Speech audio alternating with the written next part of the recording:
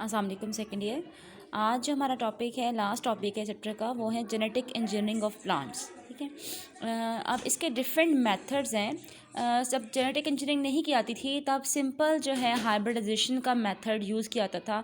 उससे बेसिकली हम करते क्या थे कि डिफरेंट वैराइटीज़ ऑफ प्लांट्स को, इवन डिफरेंट स्पीशीज़ को हम उनको क्रॉस करवा लेते थे। जो डिज़ायरेबल ट्रेड्स हैं वो क्रॉस करवा लेते हैं। जैसे बड़ी कॉमन एग्जांपल आप देखते हैं ऑरेंजेस की डिफरेंट किस्में, किन्नू भी है उसमें, ठीक है, उसमें फ्रूटर भी है। ये सारी जो है ये हाइब्रिडाइजेशन के जो है रिजल्ट है ये सारा। ठीक है।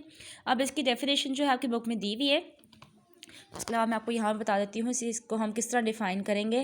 Crossing of different varieties of plants जो produce plant with desirable traits is called hybridization. ठीक है। This method was use previously, अभी भी हम करते हैं जहाँ हमें ज़रूरत पड़ती है, लेकिन जो मॉडर्न टेक्निक है हम उसको जेनेटिक इंजीनियरिंग के थ्रू हम जो है वो प्लांट्स अब हम जो है वो फ्लरिश कर रहे हैं। ठीक है।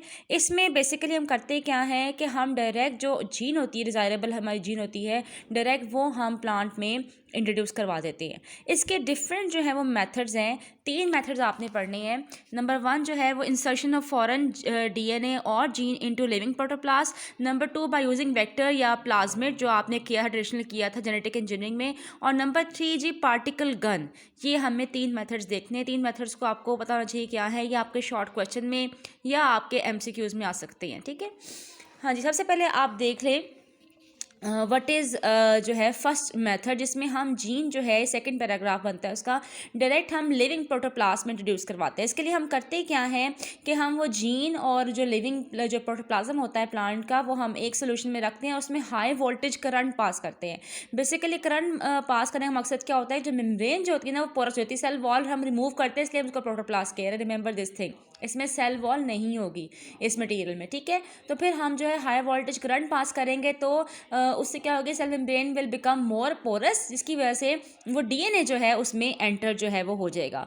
और इस तरह जो है इन्होंने एक प्लांट भी जो है रेज किया था, टोबैको प्लांट। टोबैको प्लांट में क्या किया था इन्होंने, ल्यूसीफरेज एंजाइम की जीन इंसर्ट की थी। ये क्या एंजाइम है, आपने देखी होगी फायरफ्लाई, जिसे हम जुगनू कहते हैं, आपने देखा होगा वो चमकता है रात के वक्त। ठीक है। वो चमकता क्यों है, क्योंकि इसमें 2 चीज़ें होती हैं। एक उसमें एंजाइम होता है ल्यूसीफरेज और एक केमिकल होता है ल्यूसीफेरिन। जब ये दोनों रिएक्ट करते हैं आपस में तो वो ग्लो जो है प्रोड्यूस होता है।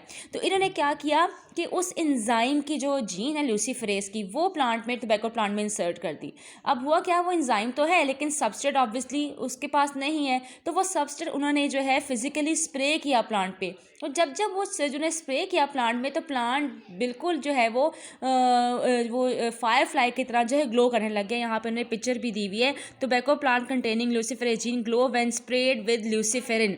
बिकॉज ऑब्वियसली एंजाइम है तो उसको सबस्ट्रेट चाहिए रिएक्ट करने के लिए, तो हम जब सबस्ट्रेट स्प्रे करेंगे तो वो अपना रिजल्ट जो है वो शो करेगा।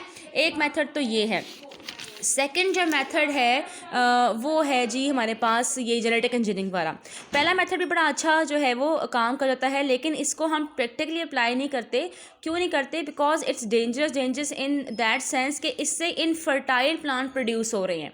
ठीक है। यानी कि जितने भी जो सीरियल प्लांट्स है, कॉर्न के, वीट के, ये बन तो जाते हैं ट्रांसजेनिक प्लांट्स, यानी they contain foreign DNA, but they are infertile, ये आगे प्रोपगेट नहीं कर सकते। तो इस चीज़ से बचने के लिए ये नेक्स्ट जो है उन्होंने तरीका इस्तेमाल किया, जो हम आप पढ़ के भी आए हुए हैं चैप्टर के स्टार्ट में, दैट इज़ बायोटेक्नोलॉजी का जो फर्स्ट आपका टॉपिक था, जेनेटिक इंजीनियरिंग या रिकम्बिनेंट डीएनए टेक्नोलॉजी। इसमें हम लेते हैं प्लाज्मिड। ठीक है। नॉर्मली हम लेते हैं एग्रोबैक्टीरियम में वो प्लाज्मिड इंसर्ट, पहले हम वो डीएनए इंसर्ट करते हैं प्लाज्मिड में, फिर वो प्लाज्मिड हम जो है वो डालते हैं एग्रोबैक्टीरियम में। एग्रोबैक्टीरियम वो बैक्टीरिया है जो मोस्टली जो है वो प्लांट्स पे इन्फेक्ट करता है, काफ़ी प्लांट्स को इन्फेक्ट करता है, उस टाइम डाल देंगे। फिर जब वो प्लांट इन्फेक्ट करेगा जब बैक्टीरियम इन्फेक्ट करेगा प्लांट को, तो साथ ही साथ वो जीन भी क्या हो जाएगी, वो भी चली जाएगी, और जब बैक्टीरिया डिवाइड करेगा वो जीन भी, हमारी रिक्वायर्ड जीन भी जो है वो डिवाइड करेगी। ठीक है। उसके अलावा एक थर्ड मेथड भी है जो आपको हम बताया है, पार्टिकल गन।